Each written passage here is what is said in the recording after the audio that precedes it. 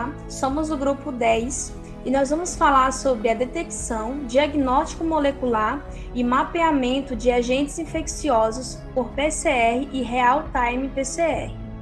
O grupo ele é composto pelo Tetsu Ueda, o Aline da Costa, o Williams Queiroz e Zoila Romero.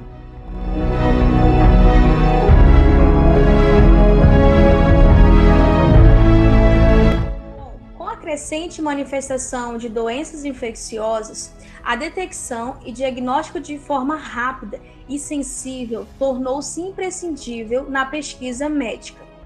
Assim, diferentes métodos moleculares foram elaborados para a identificação de patógenos infecciosos com o intuito de superar as complicações dos métodos convencionais.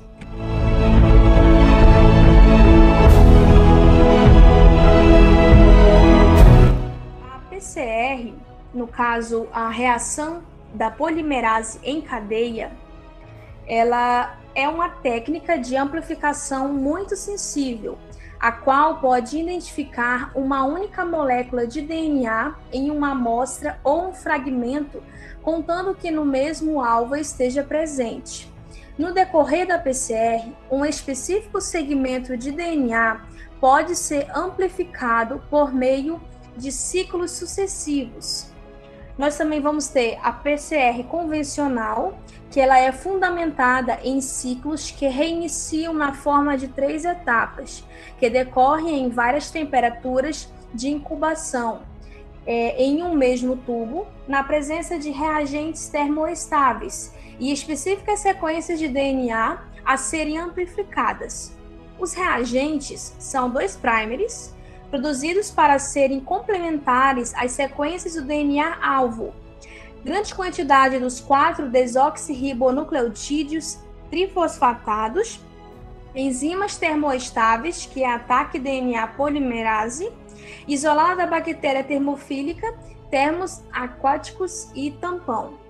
A PCR é uma esquematização que relaciona 3 etapas, sendo elas a desnaturação, a anelação e a extensão, conforme nós conseguimos perceber aqui nesta imagem.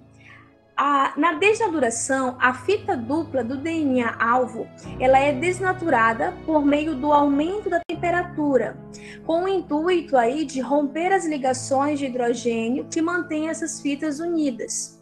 Ocorre então a exposição da fita de DNA, conhecida aí como template ou molde, que se anelará a outra fita de DNA, que possui sequência complementar a ela. Já na segunda etapa, que é o anelamento, a temperatura ela é diminuída rapidamente, dependendo basicamente do tamanho e a sequência dos primers usados, possibilitando a hibridação DNA-DNA de cada iniciador com as sequências complementares que atacam a região-alvo.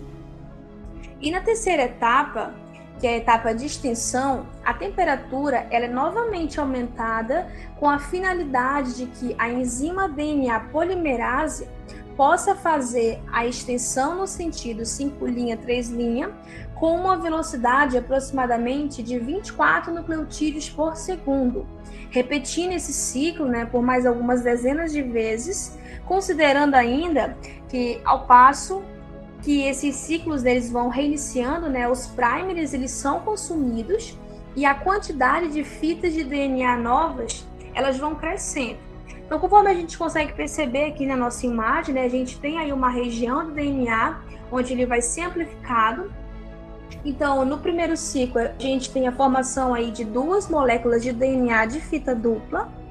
Ocorre aí a separação das fitas de DNA e o anelamento dos primers, e na sequência a síntese desse DNA, e no segundo ciclo a gente já tem aí a produção de 4 moléculas de DNA, esse processo se repetindo, a separação das fitas de DNA e o anelamento dos iniciadores, e produzindo aí, ocorrendo a síntese do DNA, e no terceiro ciclo a gente já vê aí a produção de 8 moléculas de DNA, sempre reiniciando o ciclo, ocorrendo a separação das fitas de DNA e o anelamento dos iniciadores, gerando aí, essas 8 moléculas que a gente pode perceber na imagem.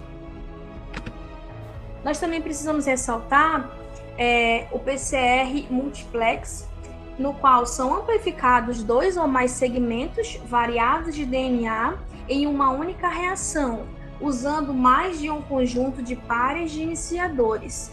Essa técnica, ela proporciona a coamplificação dos mais variados, né, segmentos do genoma, garantindo praticamente 100% de especificidade para a reação, no caso, né, da detecção de micro-organismos, reduzindo aí o risco dos falsos positivos. E a PCR quantitativa, né, nós também precisamos dar um enfoque, ela é utilizada para a detecção e diagnóstico de perdas genéticas, análise de expressão genética, pesquisa de expressão gênica e a estimação da carga viral do HIV tipo 1. Para diferentes aplicações, estimar a concentração relativa de produtos de PCR é suficiente para identificar a presença do agente etiológico.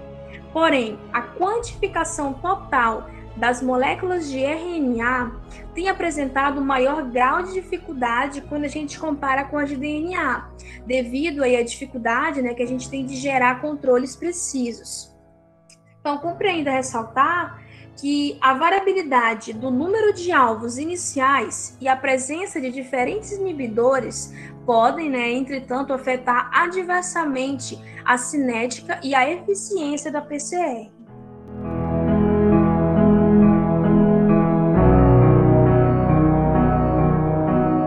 Contemplando agora sobre a PCR em tempo real, que nesse caso a sigla PCR significa reação em cadeia de polimerase.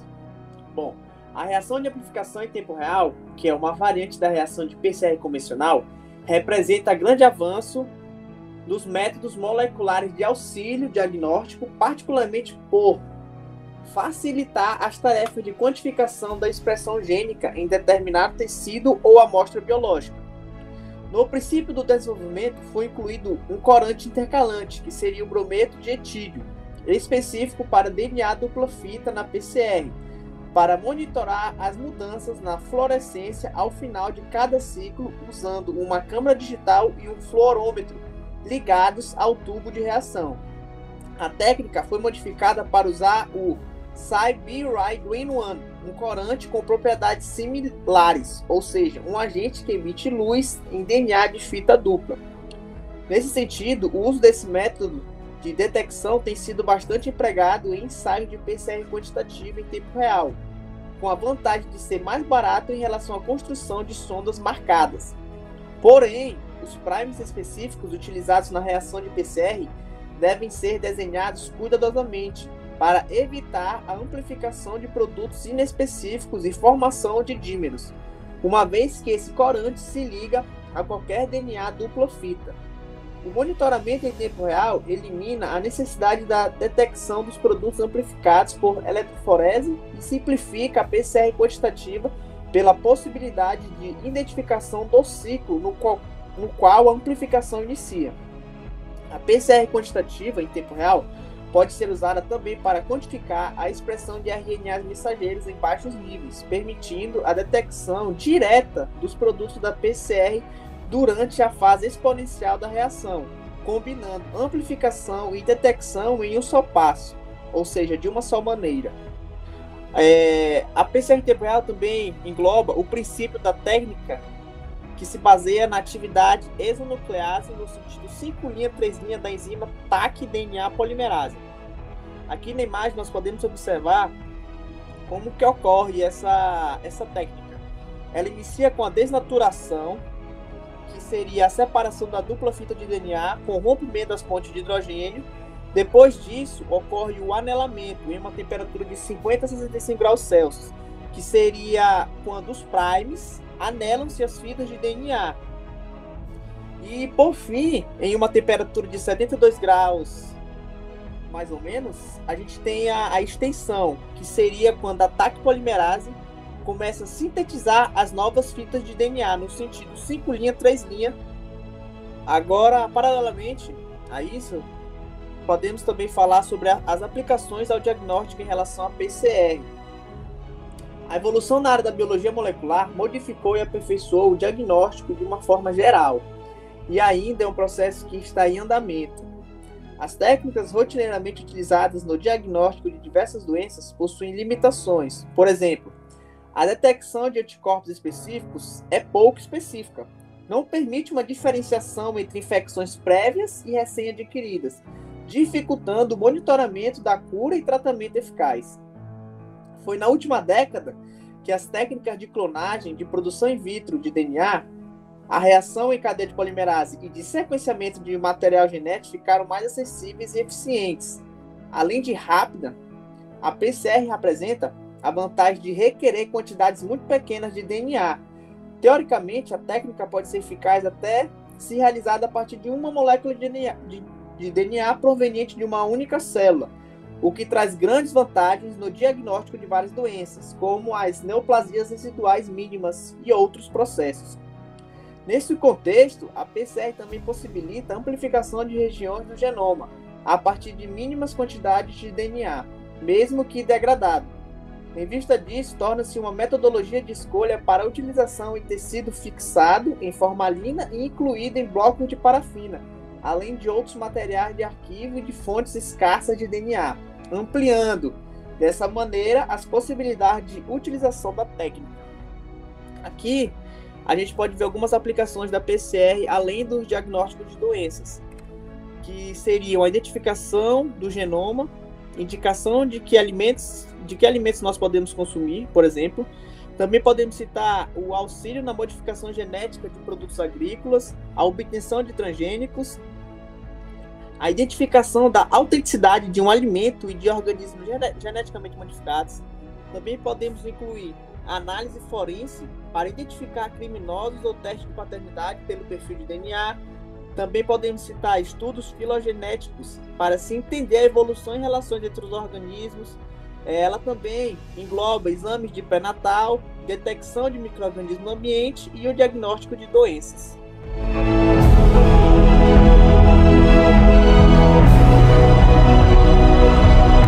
Seguindo esse mesmo pensamento de aplicação genética em relação à PCR, esses avanços da técnica de polimerização em cadeia, acessualmente aos métodos de extração de DNA, também passaram por avanço, de modo a ser utilizados no mais distintos tipos de origem de DNA, o que ampliou a área de uso da PCR. Isso possibilitou melhorias de inúmeras maneiras, eficazes de screening e o conhecimento de mutações pontuais antes desconhecidas. A PCR, como já foi dito, é uma técnica de biologia molecular que tem um grande potencial para análise genética de tecido, de modo a diagnosticar possíveis doenças hereditárias, residuais, virais, entre outros patógenos, como herpes simplex, toxoplasmose gondii e entamoeba histolítica, além de detectar clonalidade em lesões linfoproliferativas e identificar mutações pontuais em protoconogêneses. Com o aprimoramento da PCR, permitiu-se, além dessa análise genética, a quantificação dela, a exemplo da carga viral dos agentes etiológicos da hepatite B e C, do HIV e do Covid-19. Essa quantificação possibilita ter um parâmetro preditivo de resposta terapêutica.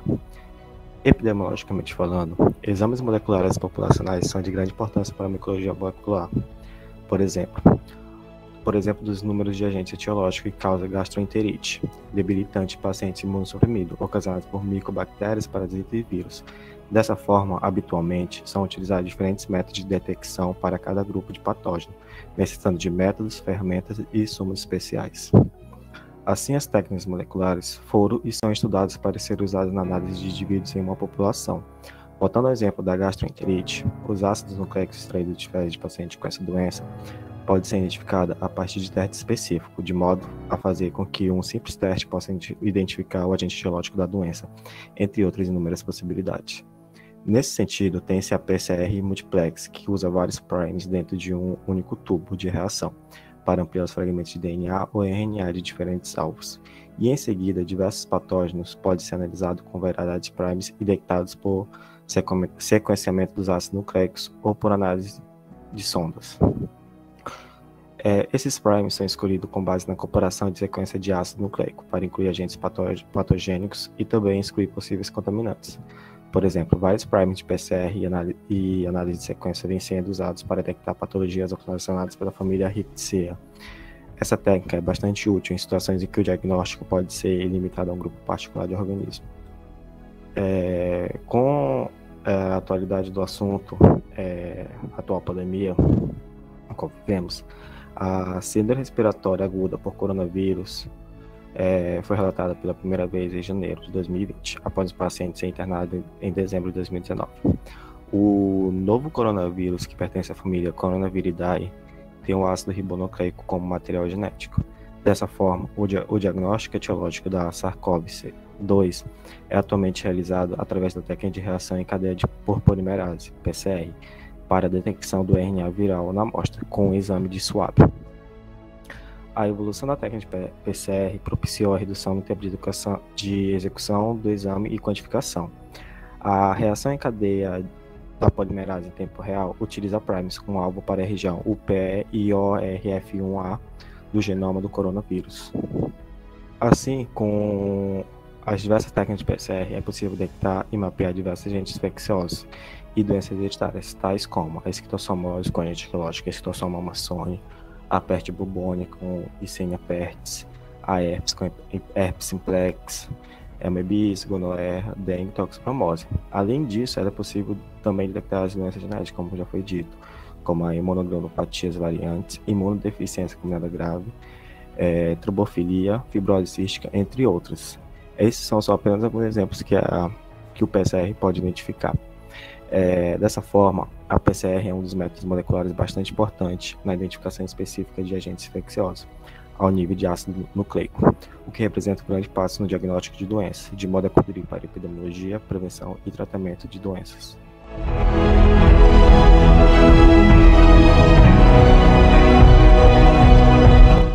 Existem alguns fatores importantes no preparo das reações de PCR, que são a modificação de sequências específicas do DNA, que precisam ser parcial ou totalmente sequenciais para que os iniciadores possam ser sintetizados.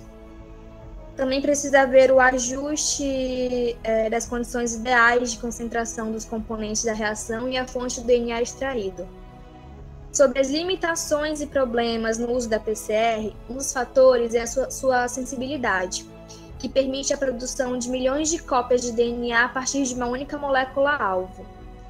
Essa sensibilidade torna efetivo o problema de contaminação das reações. Para minimizar os falsos positivos, alguns procedimentos já foram descritos, como, por exemplo, isolar fisicamente as salas para a preparação de reagentes da PCR, usar soluções autoclavadas, preparar reagentes, usar luvas descartáveis, etc. A melhor abordagem para confrontar resultados dúbios é repetir o experimento cuidadosamente, tendo particular atenção aos detalhes e controles.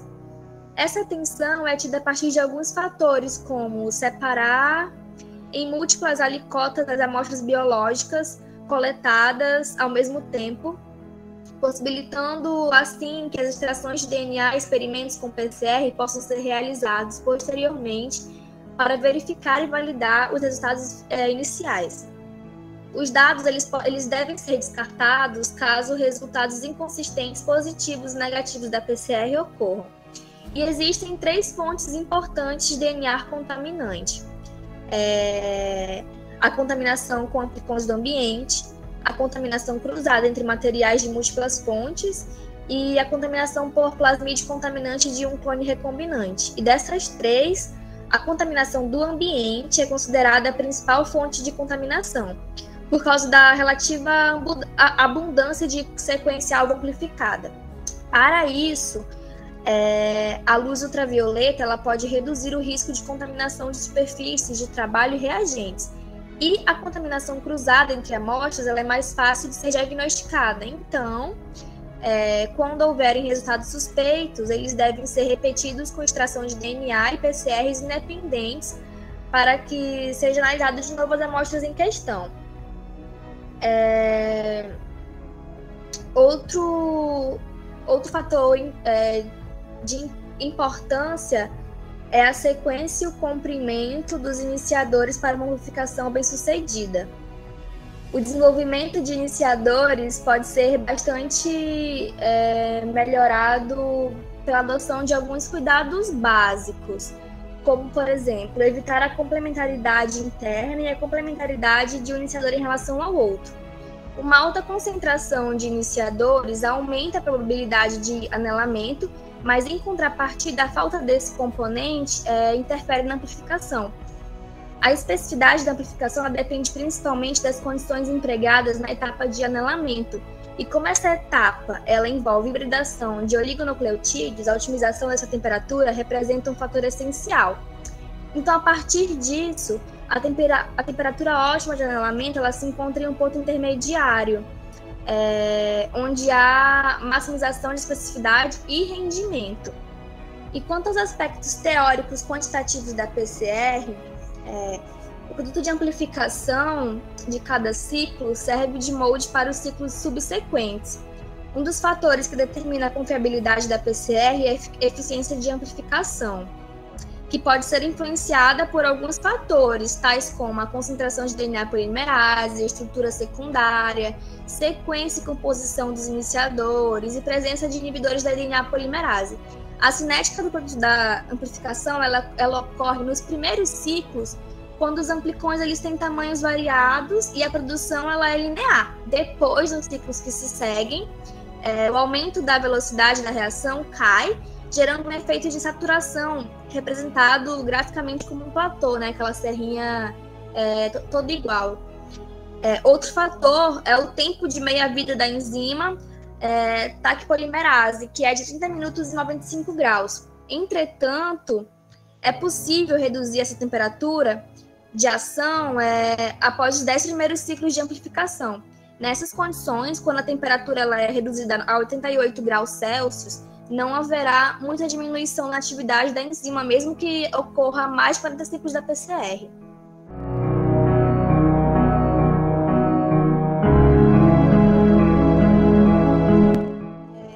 Como considerações finais, a gente entende que a PCR ela é uma técnica a qual permite a síntese de várias cópias a partir de um segmento específico do DNA, sendo dependente de uma DNA polimerase termoestável e iniciadores de DNA específicos para a região interessada do DNA-alvo.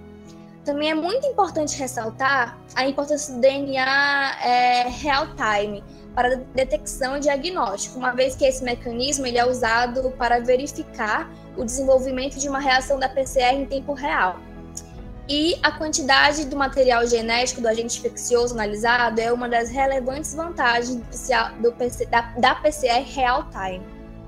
Essas são as nossas referências bibliográficas e esse é o nosso trabalho. Muito obrigada.